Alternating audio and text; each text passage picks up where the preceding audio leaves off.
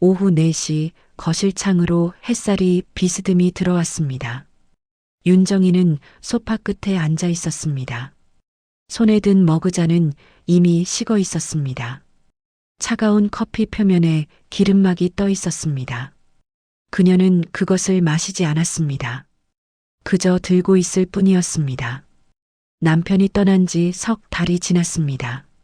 장례를 치르던 날 딸 이서진이 그녀의 손을 잡았습니다. 엄마 혼자 두면 걱정돼요. 서진의 목소리는 따뜻했습니다. 눈빛도 진심처럼 보였습니다. 정희는 고개를 끄덕였습니다. 그때는 정말로 고마웠습니다. 서진의 아파트는 깨끗했습니다. 햇볕이 잘 들었고 주방은 넓었습니다. 사위 박재우는 처음엔 예의 바르게 인사했습니다. 장모님 편히 계세요. 정희는 작은 방 하나를 얻었습니다. 옷장과 침대 하나가 전부였습니다. 그녀는 짐을 풀며 생각했습니다. 이제 새로운 시작이라고, 딸과 함께라면 괜찮을 거라고. 하지만 시간은 거짓말을 벗겨냈습니다. 처음 한 달은 괜찮았습니다. 서진은 퇴근 후 엄마와 차를 마셨습니다. 재훈도 저녁 인사를 빠뜨리지 않았습니다. 정희는 아침마다 딸 부부를 위해 밥을 지었습니다. 설거지도 했고 빨래도 했습니다. 두 번째 달부터 공기가 무거워졌습니다. 재훈은 퇴근하면 방문을 닫았습니다. 저녁 인사는 사라졌습니다. 서진은 엄마와 눈을 잘 맞추지 않았습니다. 정희는 알아챘습니다. 자신이 환영받지 못한다는 것을. 어느 날 저녁이었습니다. 정희는 부엌에서 설거지를 하고 있었습니다. 거실에서 낮은 목소리가 들렸습니다. 여보, 언제까지 이럴 거야? 재훈의 목소리였습니다. 조금만 참아줘. 엄마도 힘드실 거야. 서진의 대답은 작았습니다. 나도 이해는 해. 근데 우리도 생활이 있잖아. 매일 눈치 보면서 사는 것도 한계가 있어. 정희는 손을 멈췄습니다. 수도꼭지에서 물이 흘러내렸습니다. 그녀는 숨을 참았습니다. 알아. 내가 이야기해 볼게. 그날 밤 정희는 잠들지 못했습니다. 사흘 후 재훈이 먼저 말을 꺼냈습니다. 장모님, 이젠 좀 독립하셔야죠. 젊은 사람들 공간도 필요하잖아요. 그는 웃고 있었습니다. 그러나 눈은 차갑게 식어 있었습니다. 정희는 아무 말도 하지 못했습니다. 서진을 바라봤습니다. 딸은 고개를 숙였습니다. 그녀는 남편의 눈치를 보고 있었습니다. 정희는 그 순간 깨달았습니다. 자신은 더 이상 가족이 아니라는 것을, 자신은 짐이 되었다는 것을. 그날 밤 정희는 작은 방 안에 혼자 앉아 있었습니다. 창밖으로 도시의 불빛이 반짝였습니다. 그녀는 두 손을 무릎 위에 모았습니다. 그리고 조용히 눈을 감았습니다. 눈물은 나오지 않았습니다. 대신 가슴 깊은 곳에서 무언가가 단단하게 굳어지는 느낌이 들었습니다. 슬픔이 식으면 남는 것은 차가운 결심이었습니다. 정희는 눈을 떴습니다. 그녀는 이제 알았습니다. 이곳에 더 머물러서는 안 된다는 것을, 자신의 존엄은 스스로 지켜야 한다는 것을. 다음 날 새벽 정희는 작은 가방 2개를 꺼냈습니다. 짐을 싸는 손은 떨리지 않았습니다. 새벽 3시 정희는 현관문 앞에 섰습니다. 왼손에는 작은 캐리어가, 오른손에는 천가방이 들려 있었습니다. 그녀는 신발을 신으며 거실을 한번 돌아봤습니다. 어둠 속에서 소파의 윤곽만 희미하게 보였습니다. 문을 여는 순간 경첩이 작게 삐걱거렸습니다. 정희는 숨을 멈췄습니다. 복도 끝방에서 불빛이 새어나오지 않는지 확인했습니다. 아무 소리도 들리지 않았습니다. 그녀는 조용히 문을 닫았습니다. 복도는 차가웠습니다. 엘리베이터를 기다리는 동안 정희는 핸드백에서 휴대폰을 꺼냈습니다. 화면이 밝게 켜졌습니다. 그녀는 문자 작성 창을 열었습니다. 손가락이 키보드 위를 맴돌았습니다. 잘 지내. 엄마는 괜찮아. 전송 버튼을 누르는 순간 엘리베이터 문이 열렸습니다. 아파트 단지를 빠져나오는 길은 고요했습니다.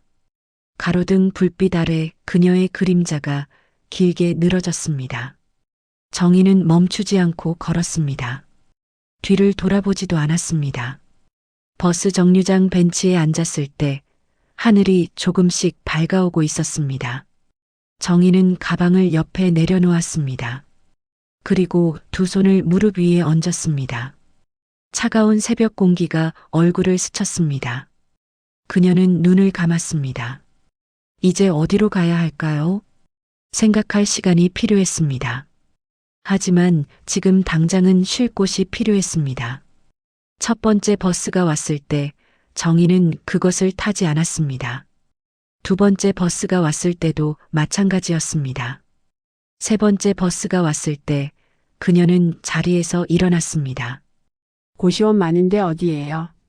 기사에게 물었습니다. 신림동이나 노량진 쪽이요. 정희는 고개를 끄덕이고 버스에 올랐습니다. 신림동 고시원은 좁았습니다. 방 하나의 크기는 2평이 채 되지 않았습니다. 침대와 책상 그리고 작은 옷장이 전부였습니다. 화장실은 복도 끝에 공용으로 있었습니다. 보증금 없이 월세만 내시면 돼요. 한 달에 35만 원이요. 관리인은 무심하게 말했습니다. 정희는 현금을 꺼냈습니다. 2달치를 미리 냈습니다. 관리인은 영수증을 끊어주고 열쇠를 건넸습니다. 세탁기는 1층에 있고요. 취사는 금지예요. 알겠습니다. 방문을 닫는 순간 정희는 그대로 침대에 주저앉았습니다. 힘이 빠졌습니다. 그녀는 천천히 누웠습니다. 천장에는 얼룩이 여기저기 번져 있었습니다. 옆방에서 누군가 기침하는 소리가 들렸습니다. 복도에서는 발소리가 오갔습니다. 정희는 눈을 감았습니다. 잠은 오지 않았습니다. 사흘 후 정희는 편의점 야간 아르바이트를 시작했습니다. 밤 10시부터 새벽 5시까지였습니다. 시급은 10,000원이었습니다. 일주일에 5번 나가면 한 달에 100만 원 정도를 벌 수 있었습니다. 여기 도시락 태워주세요. 네, 잠시만요. 담배 한 보루요. 35,000원입니다. 손님들은 다양했습니다. 퇴근하는 직장인, 술에 취한 대학생, 택시기사, 노숙인. 그들은 각자의 밤을 살았습니다. 정희도 그들 사이에서 자신의 밤을 살았습니다. 어느 날 새벽 한 젊은 남자가 편의점에 들어왔습니다. 그는 삼각김밥 2개와 우유를 집어들었습니다. 계산대 앞에 섰을 때 정희는 그의 눈이 충혈되어 있는 것을 봤습니다. 4,500원입니다. 남자는 돈을 내며 작게 웃었습니다. 밤샘 근무 힘드시죠? 괜찮아요. 저도요. 매일 이 시간에 퇴근해요. 게임 회사 다녀서. 그는 봉투를 들고 돌아섰습니다. 문을 나서며 한 번 더 고개를 숙였습니다. 정희는 그 뒷모습을 보며 생각했습니다. 모두 각자의 무게를 짊어지고 살아간다는 것을, 자신만 힘든 게 아니라는 것을. 한 달이 지났습니다. 서진에게서 전화가 왔습니다. 정희는 받지 않았습니다. 문자도 왔습니다. 엄마 어디 계세요? 연락 좀 해주세요. 정희는 답장하지 않았습니다. 그녀는 이제 알았습니다. 관계는 의무가 아니라 선택이라는 것을, 그리고 자신은 이제 다른 선택을 해야 한다는 것을. 어느 날 저녁 고시원 방으로 돌아온 정희는 작은 상자를 열었습니다. 그 안에는 오래된 사진들과 서류 봉투가 들어 있었습니다. 정희는 봉투를 꺼내 들었습니다. 봉인이 그대로였습니다. 어머니가 돌아가시기 전 그녀에게 건넨 것이었습니다. 나중에 힘들 때 열어봐라. 정희는 봉투를 무릎 위에 올려놓았습니다. 그리고 천천히 뜯기 시작했습니다. 봉투 안에는 낡은 등기부등본 한 장과 편지지가 들어 있었습니다. 정희는 먼저 편지를 펼쳤습니다. 어머니의 글씨였습니다. 가늘고 떨리는 손글씨가 종이 위에 남아 있었습니다. 정이야. 세상에 널 몰라봐도 넌 강한 피를 가졌단다. 정희는 손끝으로 글자를 쓰다듬었습니다. 어머니는 평생 남의 집 부엌에서 일했습니다. 새벽부터 밤까지 설거지를 하고 밥을 지었습니다. 등이 굽고 손이 거칠어졌지만 한 번도 불평하지 않았습니다. 사람은 말이다. 넘어져도 다시 일어서야 해. 어머니가 자주 하던 말이었습니다. 정희는 눈을 감았습니다. 어머니의 목소리가 들리는 것 같았습니다. 그녀는 등기부등본을 펼쳤습니다. 경기도 어느 구의 토지 한 필지가 적혀 있었습니다. 면적은 크지 않았습니다. 100평 남짓. 소유자 이름은 어머니였습니다. 정희는 멍하니 서류를 바라봤습니다.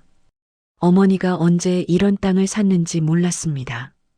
평생 품팔이로 살았던 어머니가 어떻게 땅을 가질 수 있었는지도 알 수 없었습니다. 다음 날 정희는 구청을 찾아갔습니다. 민원실 직원은 서류를 확인하고 컴퓨터를 두드렸습니다. 이 토지 말씀이시죠? 재개발 지역에 포함되어 있네요. 재개발이요? 네. 작년에 확정됐어요. 보상금 산정 중이고요. 빠르면 올해 안에 통보될 겁니다. 정희는 가슴이 두근거렸습니다. 보상금이 얼마나 되나요? 직원은 화면을 보며 말했습니다. 정확한 금액은 감정평가 후에 나오는데요. 이 정도 면적이면 최소 2억은 넘을 거예요. 상가 지분도 받으실 수 있고요. 정희는 그 자리에 얼어붙었습니다. 2억. 그 숫자가 실감나지 않았습니다. 집으로 돌아오는 길 정희는 멍하니 버스 창밖을 바라봤습니다. 거리에 사람들이 지나갔습니다. 차들이 달렸습니다. 모든 것이 평소와 같았지만 그녀에게는 세상이 달라 보였습니다. 고시원 방에 도착해 문을 닫았을 때 정희는 침대에 앉아 두 손으로 얼굴을 감쌌습니다. 눈물이 났습니다. 이번에는 슬픔이 아니었습니다. 안도였습니다. 그리고 어머니에 대한 그리움이었습니다. 엄마 고마워요. 작게 중얼거렸습니다. 한 달 후 보상금 통보서가 도착했습니다. 2억 3천만 원. 그리고 신축상가 건물의 구분 소유권 일부. 정희는 서류를 들고 은행을 찾아갔습니다. 통장에 숫자가 찍혔습니다. 그녀는 그 숫자를 한참 동안 바라봤습니다. 이제 무엇을 할 수 있을까요? 다시 작은 집을 얻을 수도 있었습니다. 조용히 살 수도 있었습니다. 하지만 정희는 그것을 원하지 않았습니다. 그녀는 달라지고 싶었습니다. 짐이 되지 않는 사람, 의지할 수밖에 없는 사람이 아니라 스스로 설 수 있는 사람. 정희는 부동산 중개소를 찾아갔습니다. 상가 건물 좀 보여주세요. 관리 가능한 규모로요. 중개인은 눈을 크게 떴습니다. 예산이 어떻게 되시는데요? 1억 5천 정도요. 중개인은 태도가 달라졌습니다. 아, 하네. 좋은 물건 몇 개 있습니다. 같이 보러 가실까? 사흘 동안 5곳을 돌아봤습니다. 마지막 건물은 작았습니다. 지하 1층, 지상 4층. 낡았지만 위치는 괜찮았습니다. 지하철역에서 도보 5분 거리였습니다. 전 주인이 급매로 내놨어요. 관리만 잘하면 꾸준히 임대료 받으실 수 있어요. 정희는 건물을 천천히 돌아봤습니다. 계단은 삐걱거렸습니다. 복도 벽지는 군데군데 벗겨져 있었습니다. 하지만 구조는 튼튼해 보였습니다. 이걸로 할게요. 네. 다른 것도 더 보시고. 괜찮아요. 이게 좋아요. 계약은 일주일 만에 끝났습니다. 정희는 건물 관리인실 열쇠를 받아들었습니다. 그 열쇠는 차갑고 무거웠습니다. 관리인실은 1층 끝에 있었습니다. 작은 방 하나와 화장실, 그리고 간이 부엌이 있었습니다. 정희는 짐을 풀고 창문을 열었습니다. 거리에 소음이 들려왔습니다. 그녀는 작은 책상 앞에 앉았습니다. 세입자 명단을 펼쳤습니다. 1층에는 편의점과 분식집, 2층부터 4층까지는 원룸과 오피스텔이었습니다. 빈 호실이 3곳 있었습니다. 정희는 명단을 한 줄씩 읽어 내려갔습니다. 그리고 한 이름 앞에서 멈췄습니다. 박재훈 입주 신청 대기. 정희는 숨이 멎는 것 같았습니다. 손끝이 차갑게 식었습니다. 그녀는 서류를 다시 읽었습니다. 틀림없었습니다. 사위의 이름이었습니다. 정희는 천천히 서류를 내려놓았습니다. 그리고 창밖을 바라봤습니다. 세상은 참 좁았습니다. 그날 밤 정희는 잠들지 못했습니다. 그녀는 어둠 속에서 천장을 바라보며 생각했습니다. 이제 어떻게 해야 할까요? 거부할 수도 있었습니다. 다른 세입자를 구할 수도 있었습니다. 하지만 정희는 다른 생각을 했습니다. 이것은 우연이 아닐지도 모른다고. 어쩌면 이것은 기회일지도 모른다고. 정희는 눈을 감았습니다. 그리고 조용히 결심했습니다. 일주일 후 박재훈이 찾아왔습니다. 정희는 관리인실 문을 열고 그를 맞았습니다. 재훈은 정희를 보자 얼어붙었습니다. 장모님, 목소리가 떨렸습니다. 정희는 아무 말도 하지 않았습니다. 그저 의자를 가리켰습니다. 재훈은 천천히 앉았습니다. 어떻게 여기? 입주 신청서 봤어요. 3층 호실이죠? 정희는 서류를 꺼내 책상 위에 놓았습니다. 재훈은 고개를 숙였습니다. 그의 손이 떨리고 있었습니다. 사업이 망했습니다. 집도 정리했고요. 서진이랑 여기저기 알아보다가 말끝이 흐려졌습니다. 정희는 그를 바라봤습니다. 재훈의 얼굴은 수척했습니다. 양복은 구겨져 있었고 눈 아래에는 다크서클이 짙게 내려앉아 있었습니다. 서진이는 알아요. 아니요. 아직 말 못했습니다. 재훈은 두 손을 모았습니다. 장모님, 죄송합니다. 그때 제가 너무 심했습니다. 정희는 펜을 집어들었습니다. 보증금은 500, 월세는 50이에요. 네, 계약하실 거죠? 재훈은 정희를 멍하니 바라봤습니다. 하지만 저희가 여기 들어오면 내가 싫다고 하지 않았어요. 정희는 계약서에 도장을 찍었습니다. 일주일 뒤에 이사 오세요. 짐 많으면 엘리베이터 시간 예약해 드릴게요. 재훈은 고개를 들지 못했습니다. 정희는 계약서를 건넸습니다. 받으세요. 재훈은 떨리는 손으로 서류를 받았습니다. 그리고 천천히 일어섰습니다. 장모님 정말 죄송합니다. 정희는 고개를 끄덕였습니다. 잘 지내요. 재훈이 나간 뒤 정희는 창밖을 바라봤습니다. 가슴이 답답했습니다. 하지만 후회는 없었습니다. 이사날 서진이 짐을 옮기다가 관리인실 앞을 지나갔습니다. 문이 열려 있었습니다. 서진은 안을 들여다봤습니다. 정희가 작은 탁자에 앉아 장부를 정리하고 있었습니다. 엄마, 서진의 목소리는 떨렸습니다. 정희는 고개를 들었습니다. 서진아, 서진은 그 자리에 멈춰 섰습니다. 눈물이 왈칵 쏟아졌습니다. 엄마가 여기 주인이에요? 정희는 자리에서 일어났습니다. 들어와. 문 닫고. 서진은 비틀거리며 들어왔습니다. 정희는 수건을 건넸습니다. 얼굴 닦아. 서진은 수건으로 눈물을 닦았습니다. 엄마 미안해요. 정말 정말 미안해요. 알아. 그때 제가 말렸어야 했는데. 됐어. 정희는 서진의 손을 잡았습니다. 너도 힘들었을 거야. 엄마도 알아.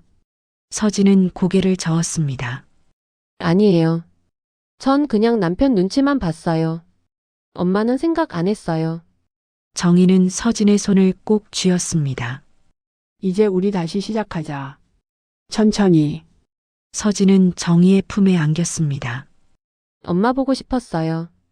정희는 딸의 등을 쓰다듬었습니다. 엄마도. 그날 저녁 정희는 3층으로 올라갔습니다. 문을 두드리자 재훈이 나왔습니다. 장모님, 이거. 정희는 비닐봉지를 건넸습니다. 안에는 반찬통 여러 개가 들어 있었습니다. 오늘 만든 거예요. 나눠 드세요. 재훈은 봉지를 받아들고 눈시울을 붉혔습니다.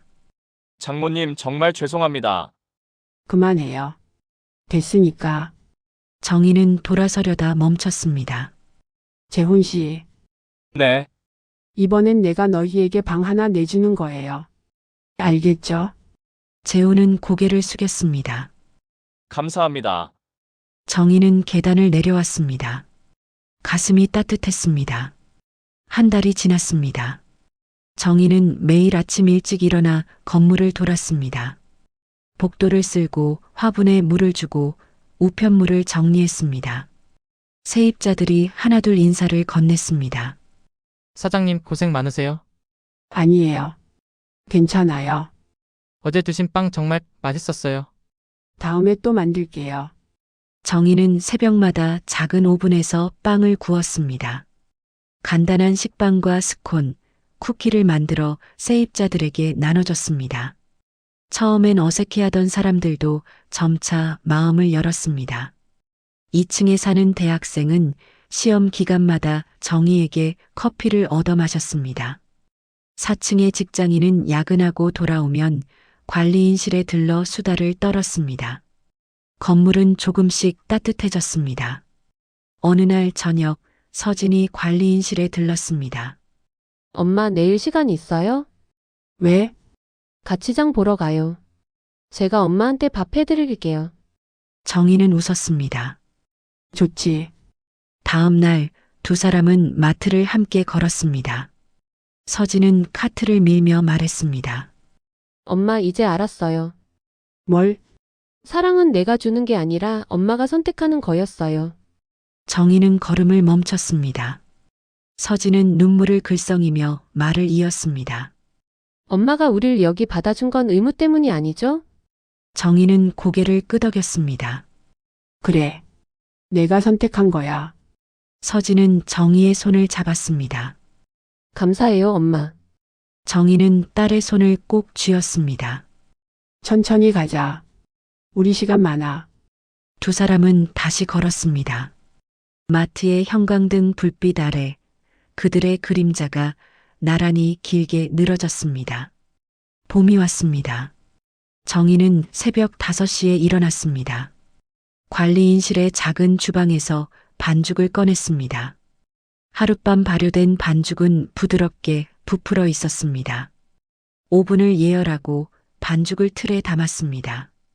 빵이 구워지는 동안 정희는 창밖을 바라봤습니다. 거리의 가로등이 하나씩 꺼졌습니다. 하늘이 밝아지기 시작했습니다. 오븐에서 타이머가 울렸습니다. 정희는 빵을 꺼내 식힌망 위에 올렸습니다. 따뜻한 김이 피어올랐습니다. 고소한 냄새가 방 안가득 퍼졌습니다. 이것이 정희의 새로운 아침이었습니다. 7시 세입자들이 하나둘 내려왔습니다. 2층의 대학생 민준이 먼저 왔습니다. 사장님 또 빵 구우셨어요? 응. 하나 가져가. 감사합니다. 잘 먹을게요. 민준은 빵 하나를 집어들고 씩 웃었습니다. 4층의 회사원 수진 씨도 내려왔습니다. 사장님, 저 오늘 발표인데 떨려 죽겠어요. 잘 될 거야. 이거 먹고 힘내. 정희는 스콘을 건넸습니다. 고맙습니다. 사장님 덕분에 매일 아침이 행복해요. 수진 씨는 손을 흔들며 나갔습니다. 정희는 남은 빵을 바구니에 담았습니다.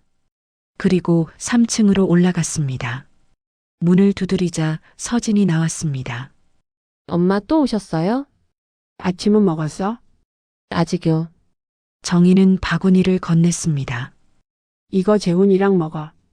우유는 냉장고에 있지. 네. 엄마도 같이 먹어요. 나는 아래서 먹을게. 너희끼리 먹어. 서진은 바구니를 받아들고 미소 지었습니다. 엄마 요즘 행복해 보여요.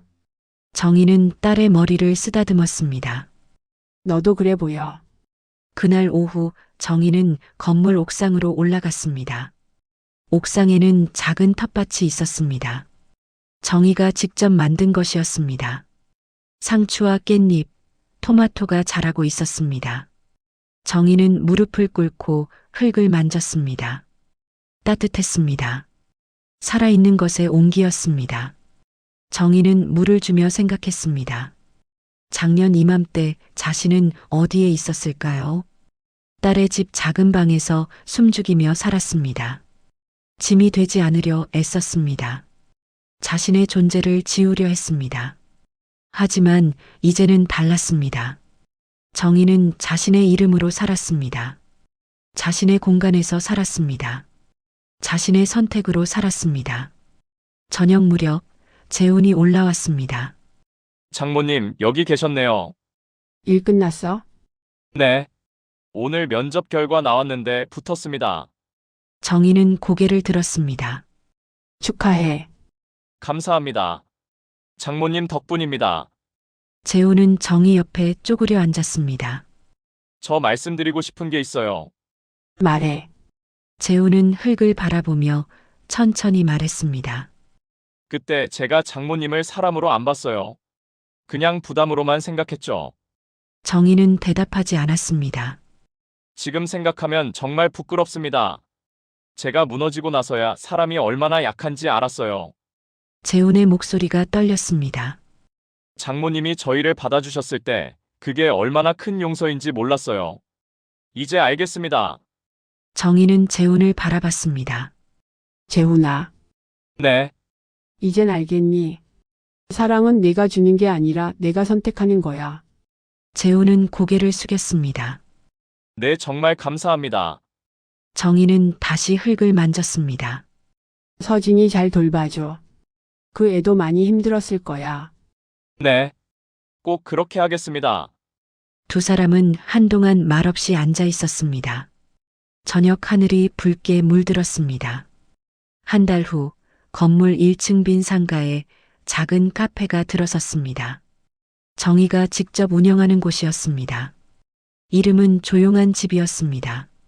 아침마다 정희는 빵을 구웠습니다. 세입자들은 출근 전에 들러 커피와 빵을 사갔습니다. 동네 주민들도 하나둘 찾아왔습니다. 여기 빵 정말 맛있어요. 사장님이 직접 구우세요? 네, 매일 새벽에요. 대단하시네요. 나이가 어떻게? 정희는 웃으며 대답했습니다. 나이는 숫자일 뿐이에요. 카페는 조용하고 따뜻했습니다. 정희는 손님들과 이야기를 나눴습니다. 그들의 하루를 들었습니다. 때로는 조언을 해주고 때로는 그저 들어주었습니다. 사람들은 이곳을 좋아했습니다. 어느 날 오후 서진이 카페에 들렀습니다. 엄마 손님 많네요. 요즘 좀 그래.